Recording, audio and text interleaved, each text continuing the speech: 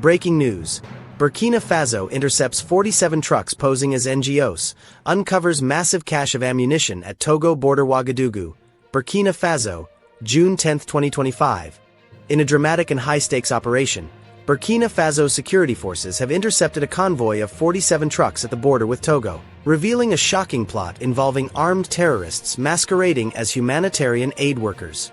The trucks, which claim to be carrying essential humanitarian goods for non-governmental organizations, NGOs, were found to be laden with a staggering arsenal of deadly weapons and ammunition, raising alarm about a potential large-scale terrorist operation aimed at destabilizing the region.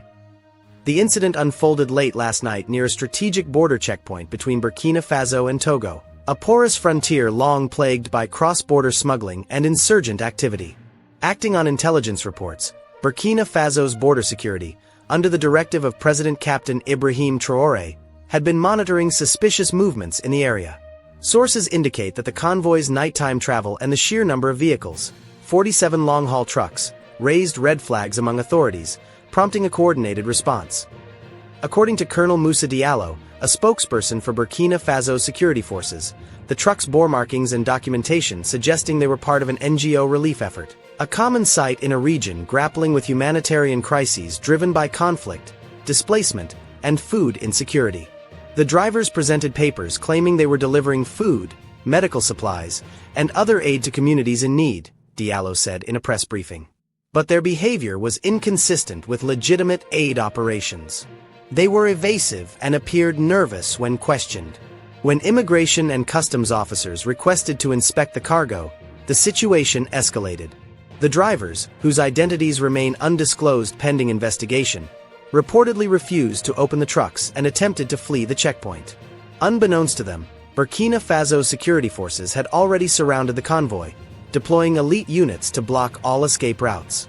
It was clear they were trying to avoid inspection at all costs, said a senior officer involved in the operation, speaking on condition of anonymity.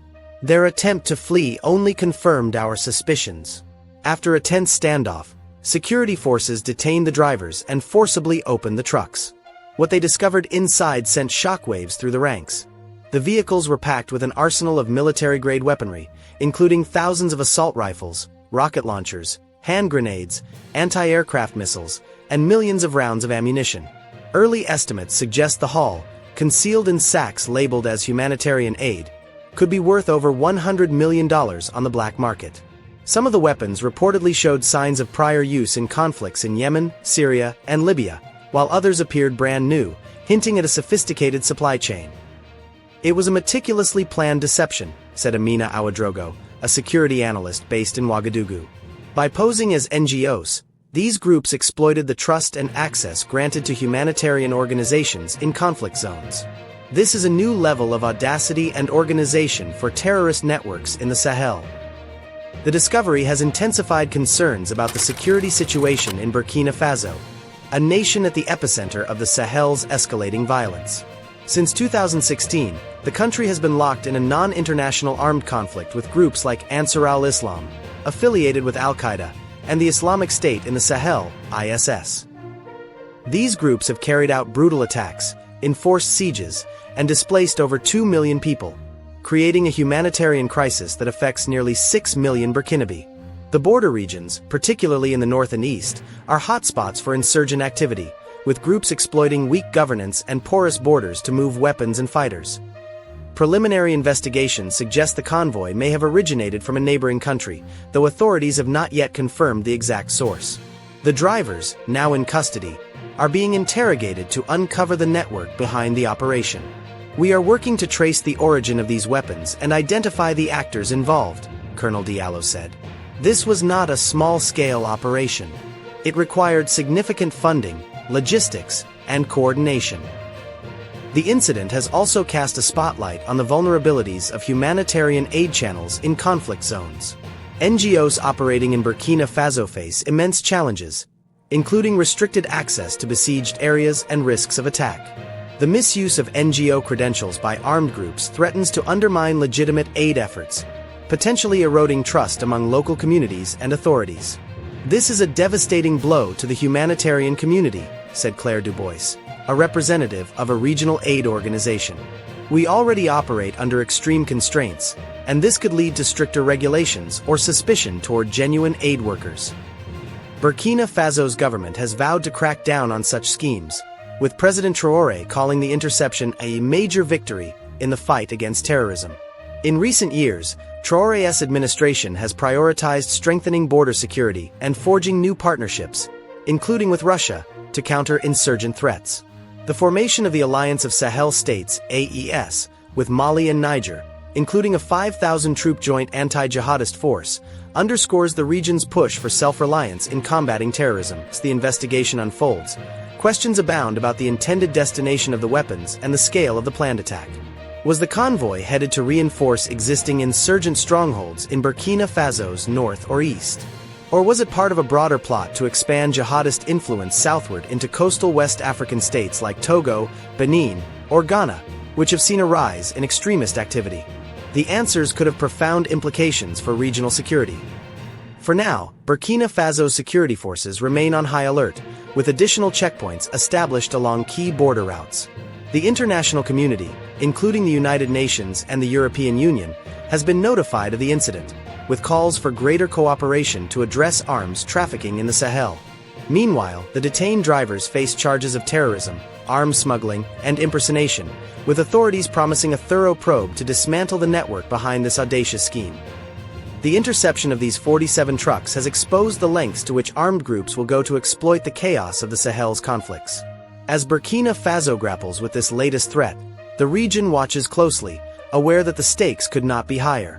Burkina Faso-Togo border has sent ripples of concern across the Sahel and beyond, as authorities and analysts grapple with the implications of such a sophisticated and audacious arms smuggling operation.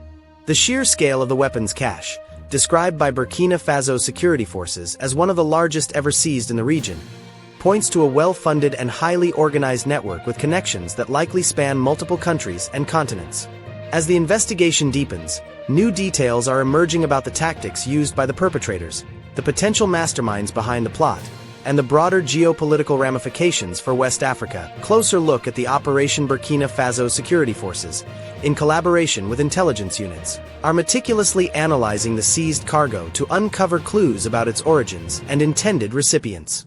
Preliminary inspections reveal that the arsenal included not only small arms like AK-47s and machine guns, but also advanced weaponry such as anti-tank missiles, mortars, and even components for improvised explosive devices, IEDs.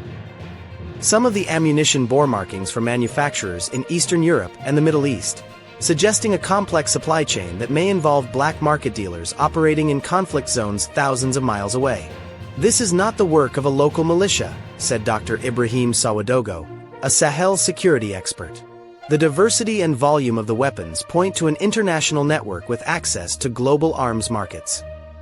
The trucks themselves, standard cargo vehicles modified to conceal their deadly payload, were outfitted with false compartments and covered with tarps marked with logos resembling those of legitimate NGOs. Documents found in the cabs included forged manifests claiming the trucks carried rice, medical supplies, and clean water kits, items desperately needed in Burkina Faso's conflict-ravaged regions. The attention to detail in the deception suggests the perpetrators had insider knowledge of humanitarian operations, possibly exploiting weaknesses in border protocols or even colluding with corrupt officials. They knew exactly how to blend in, said a customs officer at the scene. The paperwork looked convincing at first glance, but the driver's behavior gave them away. The drivers, now detained at a high-security facility in Ouagadougou, are undergoing intense interrogation. Initial reports indicate that the group is a mix of nationals from Burkina Faso, Togo, and at least one other West African country, though authorities have not ruled out the involvement of foreign operatives. Language barriers and encrypted communications found on seized mobile devices have complicated efforts to extract information, but early confessions suggest the convoy was part of a larger plan to supply weapons to jihadist groups operating in Burkina Faso's northern and eastern regions, particularly in the tri-border area with Mali and Niger. Some analysts speculate the arms were destined for a major offensive, possibly targeting a key city like Dori or Djibo, both of which have faced relentless sieges by groups like the Islamic State in the Sahel, ISS. Regional and international implications. The incident has heightened fears that terrorist groups are escalating their ambitions in the Sahel, a region already reeling from over a decade of violence. Burkina Faso, Mali, and Niger have borne the brunt of jihadist insurgencies, with groups exploiting ungoverned spaces, ethnic tensions, and economic desperation to expand their influence. The discovery of such a large weapons cache raises questions about whether these groups are preparing for a new phase of conflict, one that could spill over into relatively stable coastal states like Togo, Benin, or Ghana. Togo, in particular, has seen a surge in attacks since 2022, with jihadists targeting its northern border regions in an apparent bid to establish a foothold in West Africa's Gulf of Guinea. "This interception is a wake-up call," said Kofi Mensah, a regional security consultant based in Accra. "The Sahel's instability is no longer contained. Coastal states must strengthen their defenses, or we could see jihadist groups gaining ground closer to the Atlantic." Togo's government has already responded by deploying additional troops to its northern border and requesting technical assistance from international partners. The Economic Community of West African States, ECOWAS, is reportedly convening an emergency meeting to address the incident, with discussions focusing on enhanced border surveillance and intelligence sharing. The international dimension of the smuggling operation cannot be overstated. The presence of weapons from distant conflict zones suggests links to global arms trafficking networks, possibly involving state or non-state actors in regions like the Middle East or Eastern Europe. The Sahel has long been a destination for illicit arms flows, fueled by the collapse of Libya's security apparatus after 2011, which flooded the region with surplus weapons. Recent reports also point to the role of shadowy brokers who exploit weak export controls in certain countries to funnel arms to conflict zones.